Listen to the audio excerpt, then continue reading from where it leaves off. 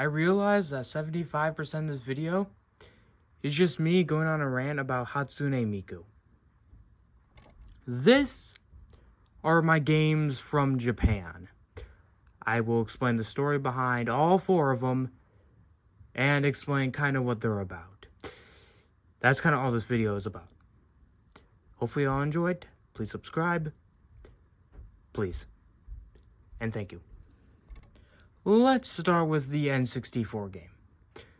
This is the N64 Japanese version of Nagano Winter Olympics 98. This is from Japan. And a cool thing about this is that if we look on the back of the cartridge, you can see that there is some clippings. Like some plastic was taken off. The N64 has this kind of protective thing, and I'm pretty sure if you clip these off, it fits right in. Well, yes, I know, because I've played this a little bit. It has a little yellowing that I'm looking at it. Oh my goodness. So it just slides right in, and then you're able to play Japanese games. Isn't really practical. If anything, you should just open up a console and 3D print, because it's just a piece of plastic, so you can like 3D. I don't really know how I'm describing it here, but put simply, there's something in the N64 of the cartridge, and then you put it down. Then when you put it in, it kind of like, you know, slides in. I don't even know how I'm describing this. I'm doing my best. But yeah, you can just 3D print something like that, and then yeah, you can have like a region-free console. Now I do actually have the North American version, but not the N64 North American version. The PlayStation 1 version. Right here. It's pretty mint. Got this for $3. It's actually kind of good, honestly. It's just kind of really hard. Especially like this event. Speed Skate, I'm pretty sure. Pretty tricky. But you know, this isn't about this game or that one. It's about my Japanese game. So I realized I left the price tag on here. So yes, I got this for $10 at a North American store because I live in America, and obviously Japanese games are rare. So the fact I found something like this, pretty neat, and $10 too. It may not be the best game in the world, but hey, it's a Japanese games. I mean, it's a Japanese game. The next 3 we're gonna talk about cost a little more than this. Let's get to that. Let's get to them real quick. At the start, when I said that most of this video is just going to be me ranting a little bit about Hatsune Miku, I meant it. If you all remember from my main channel, I got a PSP like almost a month ago now. And I also posted a short a while back that kind of foreshadowed this about how the PSP can play region-free games. That's the reason I got these 3 games. I'll admit that I like some of Hatsune Miku's music. Okay, maybe some is a little bit of an understatement, but you get the point. Let's talk about the games. I'm getting too embarrassed here. So, I was actually meant to get this game, but wherever I seem to got it from, just threw these 2 in. These 2, second and extended. Yeah, he just threw them in. I'm assuming it's a he.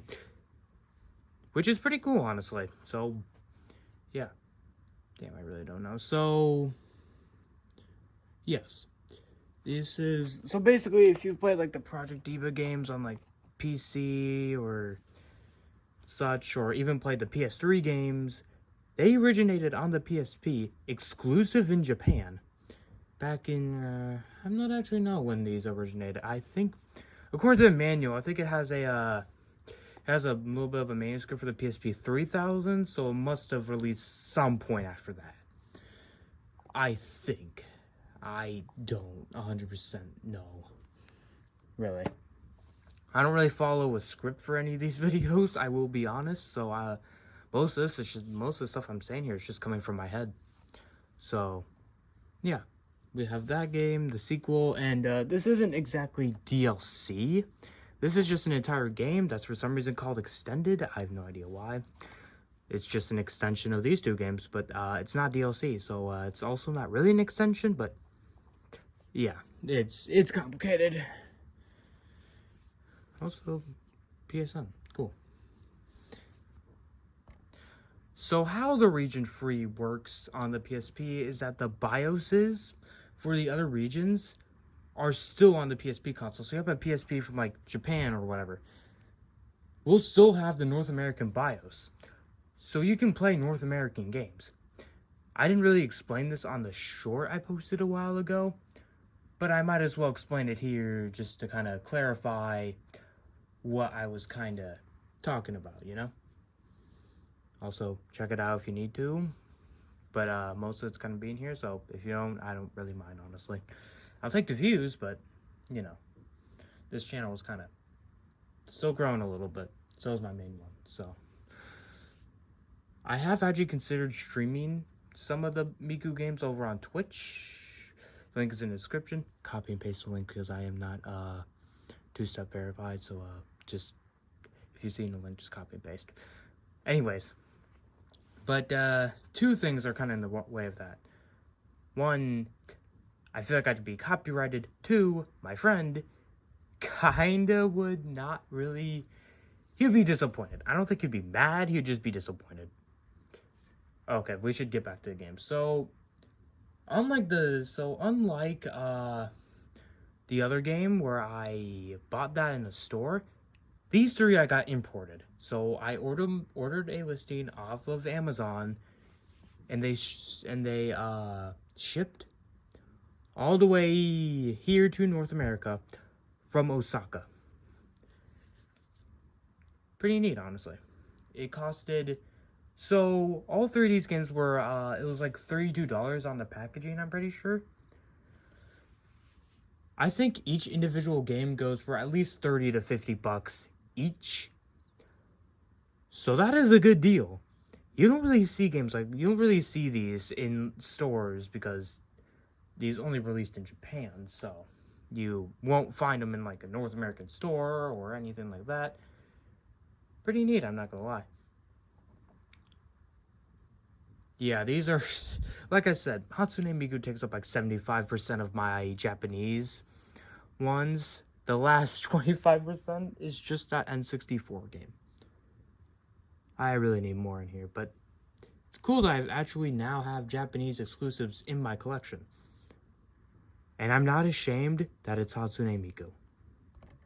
And there you have it, folks. That is my entire collection from Japan. Or Japanese games, you could say.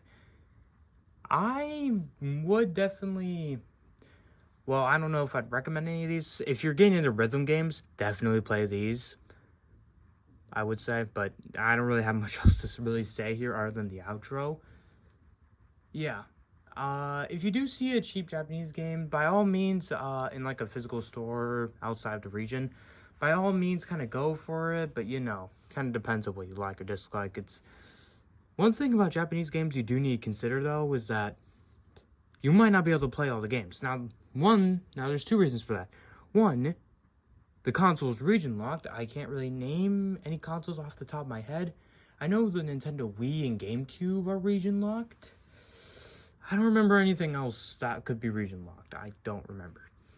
Obviously, online stuff will obviously be region locked, but other than that, the PSP, the N64, kind of, technically. That is, if you want to take off a piece of plastic or kind of open up your console, but yeah. The other reason is that JRPGs, or RPGs in general, or visual novels, are kind of unplayable unless you can read Japanese. That's, so like, if we take the back of this, for example, try reading that without a translator. There are a few stuff you can read, but most of it's in Japanese, so you're gonna have a hard time reading it, so yeah. I would go for something like the platformers or something like these three because her music's already in Japanese, so it doesn't really make much of a difference. So, yeah. Be cautious. Make sure you're not getting scammed. Obviously, we all know this by now. And I will see you all in the next one. Like and subscribe. check out my main YouTube and my Twitch while you're at it. Bye.